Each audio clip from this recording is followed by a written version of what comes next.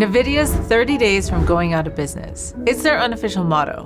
Why? This is Jensen Huang, who was a dishwasher at Denny's and considered himself successful until he started NVIDIA. Listen. I was also successful until I started NVIDIA. At NVIDIA, I experienced failures, great big ones, all humiliating and embarrassing. Many nearly doomed us. Let me tell you 3 NVIDIA stories that define us today. The first near failure was when NVIDIA was commissioned to build Sega's next generation console, which would become the Sega Dreamcast. NVIDIA was using quadrilateral-based graphics, shapes with 4 points. It was cheaper to build and looked better. Others were using triangles, 3 points. The hardware was more expensive, but developing software and rendering was cheaper and faster. Lesson: faster is often better than better. 2D triangles are combined to easily make 3D shapes. That's why everything looks like a Cybertruck in the classics. Now there's millions of triangles on a single screen, but each triangle has 3 simple points, floating points, with coordinates that are quick and easy to change. This is very important for AI, we'll get to that. Quadrilateral shapes have 4 points, which if you move 1 point here, it can make a very complex shape like a pyramid. Now try to imagine moving millions of those shapes onto a screen, which uses pixels, and your brain breaking is what's called rendering. Quadratic angles may have looked better, but they were not faster, and faster was better than better. At the time of this realization, Microsoft announced that it would only support triangle-based development, a death sentence for NVIDIA's entire business. Their new NV1 chip and their next generation NV2 chip, still in development, was obsolete before it hit the shelves. Jensen would need to abandon quadrilateral graphics, do a 180, and create an entirely new chip based on triangular graphics. But they didn't have money to start all over and would go bankrupt. They were also 1 year into the development of the Sega Dreamcast and really needed that money. But if they continued the development of their inferior technology, their core chip business would go belly up. Both roads led to bankruptcy. Here's what Jensen did. I contacted the CEO of Sega and explained that our invention was the wrong approach, that Sega should find another partner, and that we could not complete the contract and the console. We had to stop. But I needed Sega to pay us in whole, or NVIDIA would be out of business. I was embarrassed to ask. Irimajiri-san, the CEO of Sega, to his credit and my amazement, agreed. His understanding and generosity gave us 6 months to live. With that, we built Riva 128, just as we were running out of money. Riva 128 shocked the young 3D market, put us on the map, and saved the company. That was extremely generous of Sega. Maybe too generous. Whatever happened to Sega?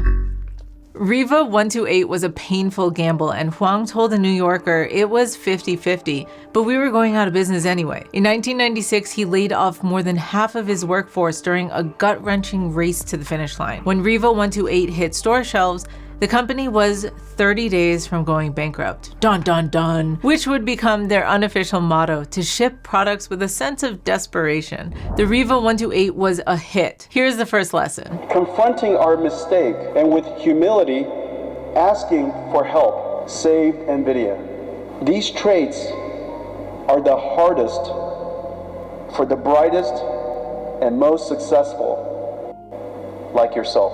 But it can't be understated how much hard work must be paired with humility. That's why Jensen's story always includes working hard at Denny's humbly, rather than boasting about being a brilliant Stanford graduate. It is the most extraordinary thing, Bill, that a normal dishwasher busboy could grow up to be this.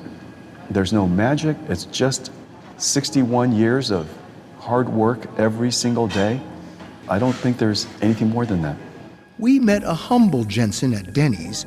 Back at NVIDIA's headquarters in Santa Clara, we saw he can be intense. Let me tell you what some of the people who you work with said about you.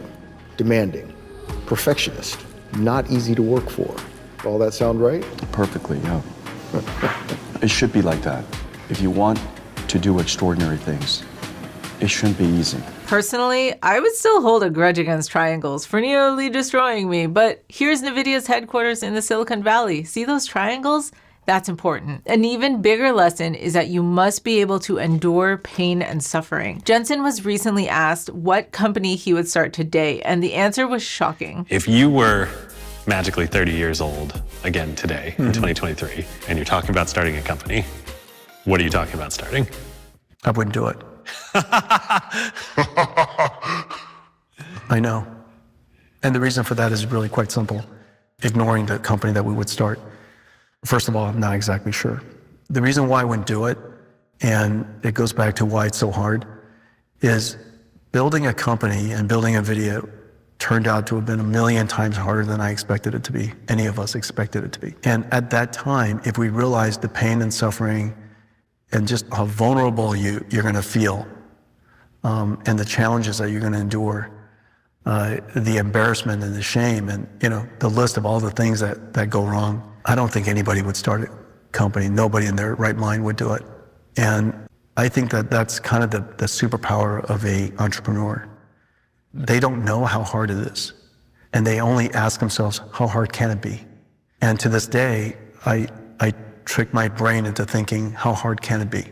Determination is the single most important quality in a startup founder. That was the top quote from Jessica Livingston's book of Y Combinator, and Jensen was no exception. People think of startup success as glamorous, but Jensen says you should have low expectations and embrace pain and suffering. People with very high expectations have very low resilience. And unfortunately, resilience matters in success. I don't know how to teach it to you except for I hope suffering happens to you. And to this day, I use the phrase pain and suffering inside our company with great glee. And the reason, and I mean that, boy, this is going to cause a lot of pain and suffering. And I mean that in a happy way. Greatness comes from character, and character isn't formed out of smart people, it's formed out of people who suffered. Endure pain and suffering is the second lesson in Jensen's commencement speech. NVIDIA recently had a NVIDIA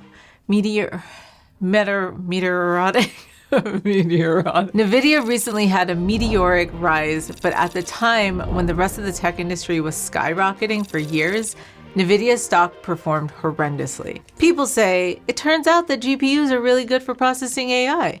Absolutely extraordinary. And if you want to know why this is happening, why is NVIDIA putting up these kind of numbers, this chart explains everything. This is all about data centers. Obviously, if you heard of NVIDIA before the AI boom, it was gaming.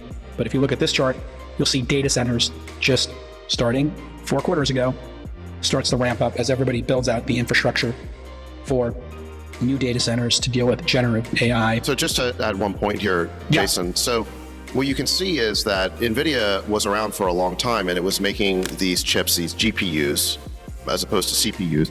And they were primarily used by games and by virtual reality software, because GPUs are better, obviously, at graphical processing. They use vector math to create these 3D worlds. And this vector math that they use to create these 3D worlds is also the same vector math that AI uses to reach its outcomes. So with the explosion of LLMs, it turns out that these GPUs are the right chips that you need for these cloud service providers to build out these big data centers to serve now all of these new AI applications.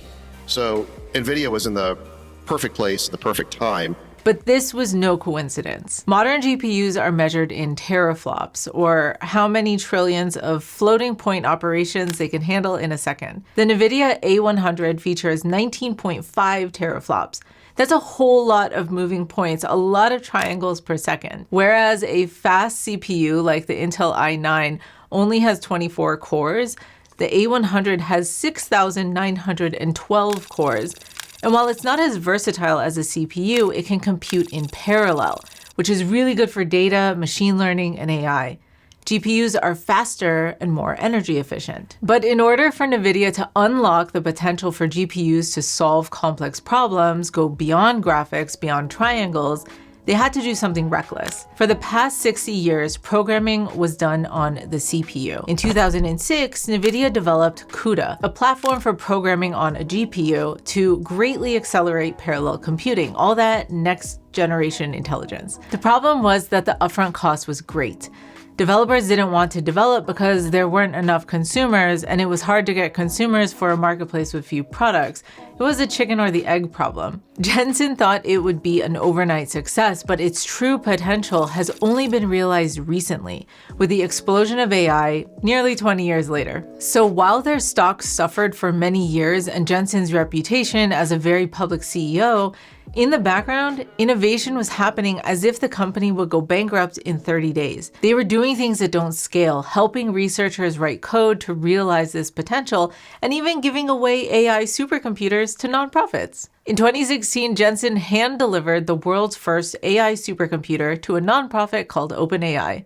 Hey, where's Sam Altman? Pursue your vision, especially when there's years of public pain and suffering and humiliation. And this is really easy for me to tell you to do here on YouTube while I hug a golden retriever. Jensen's third lesson was to follow your vision and retreat when you go off course. In 2010, NVIDIA partnered with Android to build chips for mobile phones. They were an instant success. However, competition grew and they would need to dedicate significant resources to succeed. The mobile market did not fulfill their mission to build computers to solve problems that ordinary computers could not.